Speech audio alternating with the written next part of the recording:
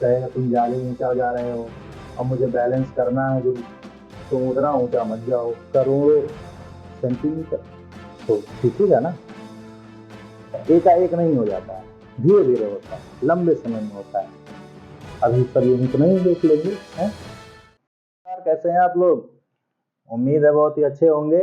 चलिए देखते हैं भू संचरण को। भू संचरण क्या होता है भैया, इस चीज को अच्छे से पहले समझ लो। भू संचरण होता क्या है? देखो, पृथ्वी के धरातल पे जो उसकी प्रकृति है, दिखावट है, संरचना है, बनावट है, वो निरंतर परिवर्तनशील है। वो एक जगह ठहरने वाला नहीं है। ठीक है, मतलब जब इसका जन्म हुआ पृथ्वी का, तब से लेकर के अभी तक परिवर्तन हो ही रहा है। समझ रहे हैं? मतलब 4.5 अरब साल से इसमें परिवर्तन हो रहा है। कभी आग का गोला था तो कभी बर्फ का गोला हो गया, कभी एसिड की बारिश हो रही है तो कभी पूरा का पूरा पानी जमा हुआ है। मतलब तरह तरह की घटनाएं हो रही हैं। चलो ठीक है, एक समय के लिए जब इस पे जीवन की उत्पत्ति हुई, यहाँ पे पौधे लगे, ठीक है, यहाँ पे जीव जंतु आए। सबसे पहले आपको पता ही है कि पानी में रहने वाले जीव का जन्म हुआ, उसके बाद फिर उभयचर का जन्म हुआ, फिर थलचर का हुआ। ऐसे ही हम लोग का एक विकास क्रम है। और आज के वक्त में हम लोग मनुष्य हैं। आप लोग यूट्यूब पे वीडियो देख रहे हैं, मैं बना रहा हूँ, यहाँ तक की यात्रा चल रही है। लेकिन इन सारे क्रम में पृथ्वी क्या है, निरंतर बदल रही है, निरंतर उसमें परिवर्तन हो रहा है। आपको पता है कि पृथ्वी के एक समय ऐसा था कि सारे महासागर एक हुआ करते थे और सारा महाद्वीप एक हुआ करता था। लेकिन क्या हुआ, महाद्वीपीय विस्थापन हुआ।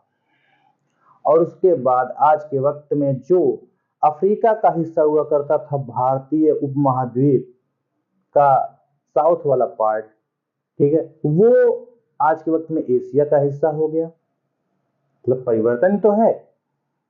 तो ये परिवर्तन हो कैसे रहा है? पता चल रहा है कि भैया पहले हिमालय नहीं था, हिमालय बन गया। एंडीज पर्वत नहीं था, रॉकीज पर्वत नहीं थे, ये सब भी पर्वत बन गए। ज्वालामुखी कहीं पहले उद्गार होता था, अब नहीं हो रहा है। अब पहले नहीं होता था, अब हो रहा है। ये सब नई नई चीजें परिवर्तन हो रहा है। ठीक है, इन्हीं सब परिवर्तन से जो पृथ्वी के स्वरूप है ऊपरी स्थल का, ठीक है, क्रस्ट के ऊपरी परपटी का, उस परिवर्तन को ही हम बोलते हैं भू संचलन, अर्थ मूवमेंट। और ये होता है परिवर्तन भैया बल से। बल पता ही है, ठीक है, बल जहां लगता है वो परिवर्तन करता है। ठीक है, या परिवर्तन करने के एटलीस्ट चेष्टा अर्थात प्रयास करता है। बल का परिभाषा तो यही आप लोगों ने पढ़ा है। तो इसमें दो प्रकार के बल कार्य करते हैं। पहला है आंतरिक बल, ठीक है, आंतरिक परतों से उत्पन्न होने वाले बल, जो उसको बोलते हैं अंतर्जात बल। ठीक है, अंतर्जात मतलब पृथ्वी के अंदर से उत्पन्न हुआ बल। ठीक, दूसरा है बाह्य कारणों से उत्पन्न बल, मतलब पृथ्वी के बाहर जो पृथ्वी है, ये पृथ्वी है, इसके जो बाहर से कुछ कारण हैं, उससे जो पृथ्वी के सतह पे होने वाली परिवर्तन है, वो है बहिर्जनित बल या फिर बाह्य जनित बल। ठीक है, तो अंदर कारण से, अगर अंदर के प्लेटों से कुछ परिवर्तन इसके सतह पे देखने को मिलता है तो अंतर्जात बल, और अगर बाहरी प्रभाव से कुछ इसमें परिवर्तन देखने को मिलता है तो बहिर्जात बल। सिंपल हुआ। चलिए आगे देखते हैं। अब देखो बहिर्जात, इसका कुछ एग्जांपल देख लेते हैं तब हम इस पे आते हैं। बहिर्जात बल में जैसे अनाच्छादन की क्रियाएं हैं। ठीक है, अपरदन सुना है आपने? अपरदन होता है किसी चीज का लंबे समय में कट करके कुछ रूप परिवर्तन हो जाना। वो होता कैसे है? मौसम के परिवर्तन से, जलवायु के परिवर्तन से, वायु के फ्लो से, नदियों के बहाव से। ठीक है, आप सोचो कि जहां से लगातार करोड़ों वर्षों से पानी बह रही है, वो चट्टान कटेगा कि नहीं कटेगा?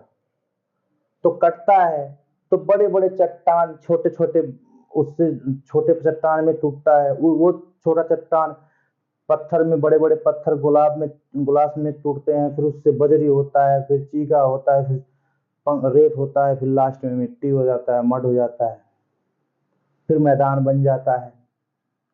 ठीक है, तो ये एक लंबी प्रक्रिया है और ये सब बाह्य कारण में आ जाते हैं।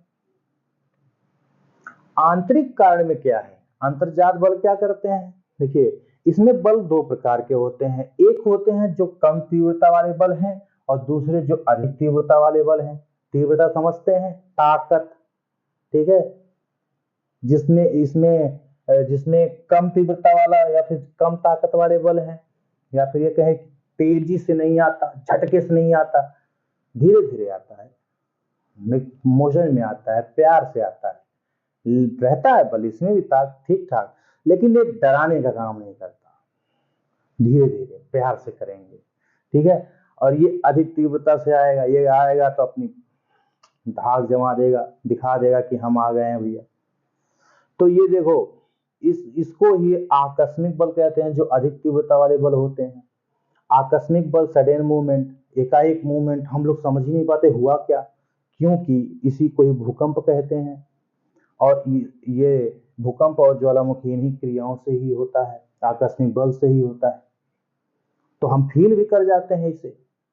ठीक है, लेकिन जो धीरे धीरे होता है, ठीक है, इसको बोलते हैं कोल्ड ब्लडेड मर्डर टाइप का है ना, ये मतलब स्लो है कि नहीं, मतलब अब पूरा प्रभाव पूरा दिखाएगा, लेकिन धीरे धीरे प्यार से करेंगे भैया। यही है पटल विरूपण संचलन बोलते हैं कम तीव्रता वाले बल को, और यही है जो हिमालय का निर्माण कर दिया, जो रॉकी पर्वत का निर्माण कर दिया, एंडीज पर्वत श्रृंखला का निर्माण कर दिया। पूरे विश्व में जितने भी मोड़दार पर्वत देखते हैं आप लोग, वो पटल विरूपण संचलन कम तीव्रता वाले बल ही करते हैं, क्योंकि ये प्यार से लगातार धक्का देता रहता है। और वहीं पे जब तेजी से कुछ हो जाता है तो उसको बोलते हैं आकस्मिक बल, भूकंप आ जाएगा तुरंत ही। समझ में आ रहा होगा आप लोगों को, उम्मीद है। स्थल स्वरूपों की उत्पत्ति देखिए इससे होती है, जैसा कि मैंने आपसे बताया कि इसी से ही कहीं ना कहीं हिमालय पर्वत, एंडीज पर्वत, रॉकी पर्वत, इन सब पर्वतों का निर्माण हुआ है। ये अंदर के कारण हम समझाएंगे डिटेल में, अगर आप लोग सपोर्ट करेंगे तभी, नहीं तो डिटेल हम भैया नहीं कर पाएंगे। जितना डिटेल जाता है आप लोग वीडियो में देखते हैं। आप लोग को चाहिए, मैं जानता हूँ क्या चाहिए, आप लोगों को चाहिए क्या, सिर्फ फैक्ट बता दो, ठीक, बस हम जान लेंगे। अगर आप लोग का नहीं सपोर्ट मिला तो हम उसी पे आने होंगे, सीधे फैक्ट बताएंगे, क्योंकि लोगों को कम समय में सिर्फ फैक्ट देखने हैं, समझने का टाइम किसको है, मतलब बस स्क्रॉल करो, थोड़ा सा इसका फिगर अच्छा नहीं है, कॉमेडी कम करता है ये, तो इसकी भाषा नहीं सही लग रही है, थोड़ा सा मौज मस्ती वाला टीचर होना चाहिए, उस टाइप का टीचर रहेगा तभी पढ़ेंगे इससे। इस टाइप का जब रहता है तभी आप देखते हैं। तो हमको भी कहिए वीडियो भी चलानी है, क्योंकि जब हमारा रीच ही नहीं होगा तो हम बढ़ाएंगे किसको, है ना। तो हम भी उसी भीड़ में शामिल हो जाएंगे अगर सपोर्ट नहीं करेंगे। लेकिन अगर सपोर्ट करेंगे आप लोग तो भैया हम अपनी एक अलग वे लेकर चलेंगे, हम पूरे कॉन्सेप्ट को बताते हुए सिर्फ फैक्ट को समझाते हुए चलेंगे। फैक्ट में तो सिर्फ एडिशन होता है ना, जैसे ये सब चीजें हुआ तो उसमें देखो आप लोग को पता चल गया हिमालय कैसे बना। अभी और डिटेल भी हिमालय के बारे में बताया जाएगा, रॉकी पर्वत इंडीज कैसे बने हैं, लेकिन मोटे तौर पे देखो इसमें फैक्ट ऐड हो गया। ठीक है, इसमें पूछा जाएगा भैया ये बताओ कि किस बल के कारण हिमालय का निर्माण हुआ, तो पटल विरूपण बल के कारण ही हिमालय का निर्माण हुआ। हिमालय क्या है, एक मोड़दार पर्वत है। पर्वत कितने प्रकार के होते हैं वो आगे देखेंगे, अभी सब यही तो नहीं देख लेंगे, है तो देखते हैं। तो स्थल स्वरूप की उत्पत्ति होती है दीर्घ काल में होती है, ठीक है, एकाएक नहीं हो जाता है, धीरे धीरे होता है, लंबे समय में होता है। हिमालय निरंतर बढ़ रहा है, सुन रहे हो, लेकिन कितना बढ़ रहा है, हर साल में आधा सेंटीमीटर, 1 सेंटीमीटर, क्या उतने बड़े हिमालय के लिए 1 सेंटीमीटर कुछ होता है क्या, लेकिन करोड़ों वर्षों सालों में दिखेगा, क्योंकि करोड़ों वर्ष का मतलब ये हुआ, उसमें फिर 365 से आप सॉरी करोड़ों साल का मतलब हुआ, उसमें फिर करोड़ों सेंटीमीटर तो दिखेगा ना। तो धीरे धीरे हम लोगों के लिए ये काल छोटा हो सकता है, बड़ा हो सकता है, लेकिन इनके लिए, पृथ्वी के लिए, ब्रह्मांड के लिए काल भैया बहुत छोटा है ये। इसीलिए कहते हैं बहुत तेजी से हिमालय बढ़ रहा है, क्योंकि हमें पूरे ब्रह्मांड काल को 13.5 अरब साल को लेकर के साथ चलना है।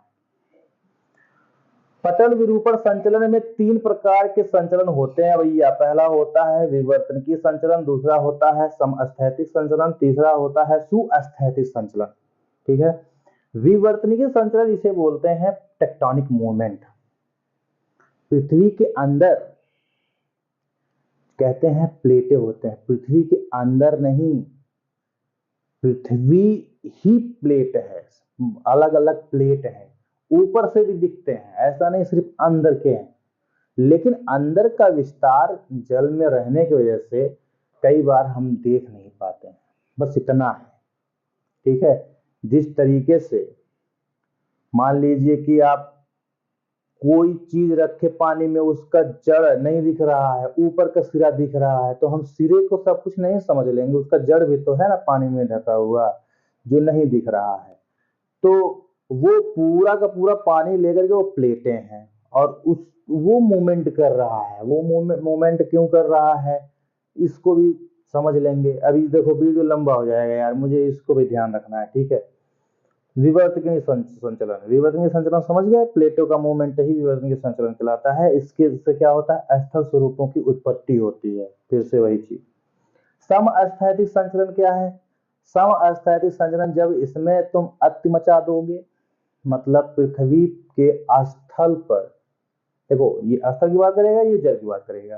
पृथ्वी के स्थल पर जब असंतुलन की स्थिति उत्पन्न होती है तो पृथ्वी अपने आप को संतुलित करता है।